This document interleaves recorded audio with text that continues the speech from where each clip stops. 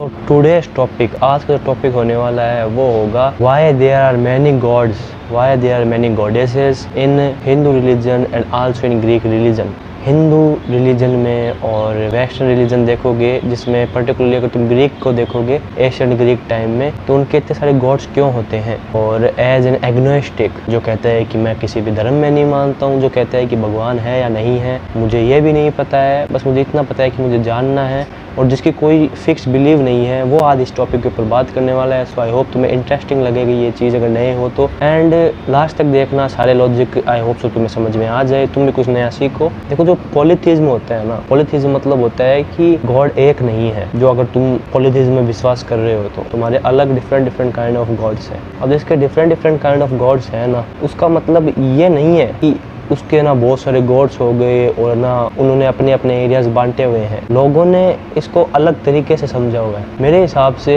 अगर अलग अलग गॉड्स का कॉन्सेप्ट आया है तो वो ऐसे नहीं आया है कि यहाँ पे बहुत सारे गॉड्स हैं और वो बहुत कुछ कर रहे हैं, ये कर रहे हैं, वो कर रहे हैं। नहीं, ये आया ऐसे है कि हमारे अलग अलग जो रूप हो सकते हैं, अलग अलग जो पावर्स हो सकती है, दिखाने का जो अलग अलग वे हो सकता है एक ही चीज को, वैसे दिखाया गया है। उसमें अलग अलग जो मैनिफेस्टेशंस हो सकती है एक ही चीज की, वैसे दिखाया गया है। अगर तुम इंडियन फिलोसफी की बात करते हो तो वहीं से ही हिंदू जो रिलीजन है वो आया है। हिंदू शब्द कहाँ से आया है? जो लोग सिंधु घाटी सभ्यता के पास रहते थे, हम सभी लोग इंडियंस को ही हिंदू कहा जाता था। सिंधु से वो हिंदू हो गया, तो वहां से ये शब्द आया था। तो हमारा सबसे पहले प्राथमिकता होती थी कल्चर को। तो हमारी जो इंडियन फिलोसफी है उसमें तुम अगर उपनिषद को उठा के देखते हो तो वहाँ पे तुम पाओगे कि वहाँ पे जो गॉड है उसको ब्रह्म बोला गया है। ब्रह्म का मतलब है कि वो ऐसा जिसके बारे में हम सोच भी नहीं सकते, जिसके बारे में हम बात भी नहीं कर सकते, जो हम समझ ही नहीं सकते हैं, क्योंकि वो हमारे इस छोटे से दिमाग से बहुत परे है। वो चीज़ हर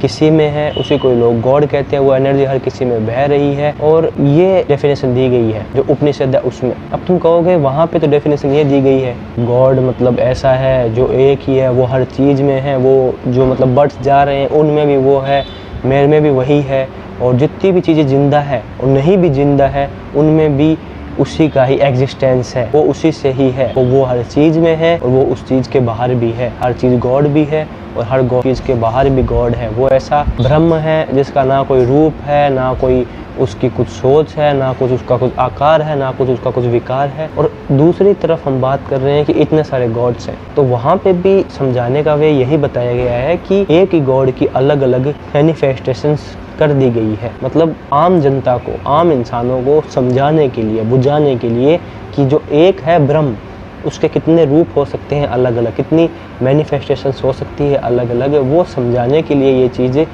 की गई है, सोची गई है। एक वो ब्रह्म शिव हो सकता है, एक वही ब्रह्म विष्णु हो सकता है, ब्रह्मा देव हो सकता है, वही ब्रह्म हो सकता है सरस्वती देवी, लक्ष्मी देवी। तो वही एक है जो सब में बह रहा है और वही अलग अलग रूप में हमको दिखाई दे रहा है। मतलब एक ही है ब्रह्म और उसके ही बारे में बात हो रही है। वो एक ही गॉड है जिसके ना कुछ रूल्स, तुम जिसके ऊपर ना कुछ चीज़ थोप सकते हो, ना उसके ऊपर तुम कुछ रूल से लगा सकते हो, ना कुछ चीज़ें फिक्स कर सकते हो। वो एक ही है जो सारी चीज़ों से फ्री है, वही हर चीज़ में, हर एक चीज़ उससे है, और उसको समझाने के लिए, उसकी मैनिफेस्टेशंस करने के लिए अलग अलग रूप दिखाए हुए हैं। तो यहाँ पे तुम हिंदू जो रिलीजन है उसको, अब लोगों को अंडरस्टैंडिंग नहीं है इतनी, लोग समझते हैं इतने सारे गॉड्स हैं, इतनी सारी चीज़ें हैं, इसलिए लोग कहते हैं कि ये पॉलीथिज्म है। एक तरीके से कह भी सकते हो कि उनके बहुत सारे गॉड है, तो उनकी जो फिलोसफी को पॉलीथिज्म कह दिया गया है। बट अगर डीप अंडरस्टैंडिंग लेवल में जाके देखोगे तो उनकी फिलोसफी मोनोथिज्म ही है। तो ये जो हिंदू है रिलीजन, मोनोथिज्म ही है, मतलब एक ही है ब्रह्म, बट उसके अलग अलग रूप दिखाए गए हैं ताकि तुम्हें समझ में आ जाए। दूसरी थ्योरी ऐसे हो सकती है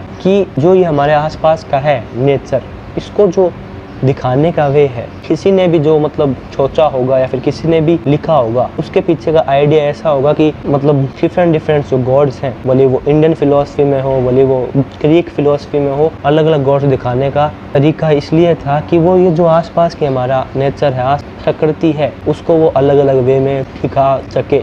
जैसे कि अगर तुम विष्णु को देखते हो तो कहा जाता है कि वो ये जो है वर्ल्ड है इसको संभाल रहे हैं। ब्रह्मा देव को देखते हो तो उन्हें कहा जाता है कि वो इस वर्ल्ड के क्रिएटर हैं। और अगर शिव को देखते हो तुम ये चीज़ देखते हो कि उनके बारे में ऐसा कहा जाता है कि ये जो दुनिया का अंत होगा तो वो अंत करने वाले शिव ही होंगे। जिस हिसाब से उनको अलग अलग रोल्स दिए हुए हैं, इसका मतलब ये जो नेचर है, ये आसपास हमारी चीज़ें हैं, इनको बहुत खूब तरीके से, बहुत बेहतरीन तरीके से समझाया गया है। जिसने भी ये सोचा है, जिसने भी ये चीज़ें की है, उसने ये आसपास की जो हमारी प्रकृति है, आसपास का जो हमारा वर्ल्ड है, उसको समझाने के लिए, उसको अच्छे से दिखाने के लिए कि आम जनता को समझ में आ जाए कि इस वर्ल्ड की क्या इंपॉर्टेंस है, आसपास क्या हो रहा है, इसलिए वो वाली चीज़ें की थी। मेरा जानना ही है, जितना मैंने अपनी फिलॉसफी, बाकी पता नहीं कुछ भी हो सकता है, बट मेन थिंकिंग जिस भी गॉड्स को मैं, हिंदू गॉड्स को देखता हूँ, जो भी हिंदू मानते हैं जिन भी गॉड्स में, तो उनके पीछे की फिलॉसफी बहुत ही बेहतरीन है, इतनी तरीके की बेहतरीन है कि उसमें तुम अगर देखोगे तो तुम्हें सारा जो वर्ल्ड है वो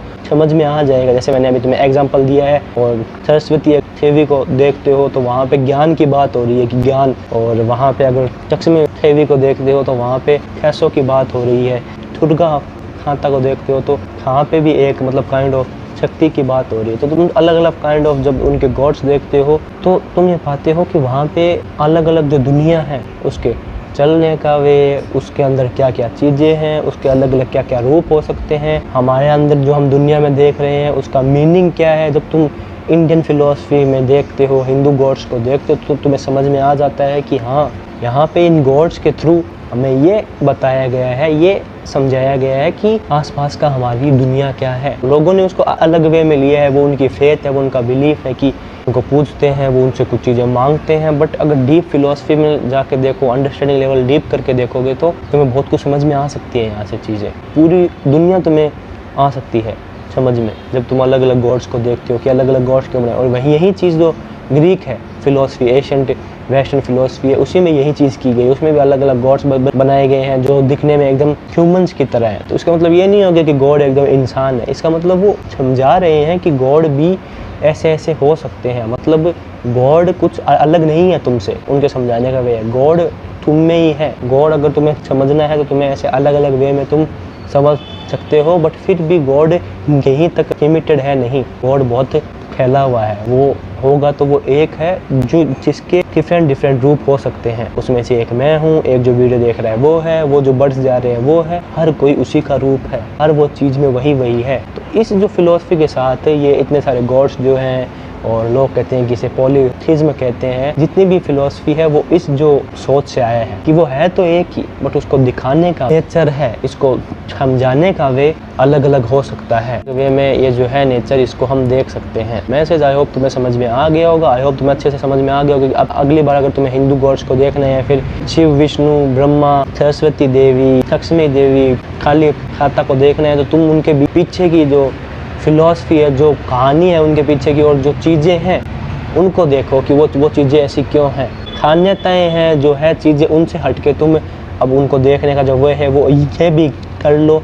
जब तुम्हारा भी ये हो जाएगा तो तुम मानोगे, जानोगे कि तुम दुनिया को बहुत बेहतरीन तरीके से देख पा रहे हो, दुनिया को बहुत बेहतरीन तरीके से समझ पा रहे हो, क्योंकि अब तुम किसी एक सोच से खंदे हुए हो नहीं, तुम पूरी दुनिया को देख रहे हो वो उनके थ्रू। जिसने भी सोचा है, जैसे भी हुआ है, वो इसलिए हुआ है ताकि तुम जान पाओ कि ये वर्ल्ड क्या है और ये वर्ल्ड की अलग अलग रूप क्या हो सकते हैं, गॉड क्या अलग अलग रूप क्या हो सकते हैं। गॉड बाकी अगर तुम्हें जानना है गॉड क्या है, अगर गॉड के बारे में पहचानना है तो अपने अंदर देखो, जैसे अलग अलग गॉड्स हैं वैसे ही तुम भी एक हो गॉड, बट तुम वैसे गॉड नहीं हो, बट वो जो भी है एनर्जी वो अपने अंदर ही मिलेगी तुम्हें। वो जो एक है उसके बहुत सारे रूप हो सकते हैं। उदाहरण के लिए मैं हूँ, उदाहरण के लिए तुम हो, उदाहरण के लिए जितने भी गॉड्स बनाए गए हिंदू रिलीजन में, ग्रीक फिलॉसफी में, वो है। बस तुम्हारी सोच को खोलने की देर है। अगर तुम एक ही नज़रिए से, एक ही पर्सपेक्टिव से जो चीज़ें हैं उनको देखते रहे तो तुम कभी भी दूसरा जो वे है वहाँ तक जा नहीं पाओगे, और जो डीप फिलॉसफी होती है, जो सोचने का डीप वे होता है, उसको देख नहीं पाओगे। तो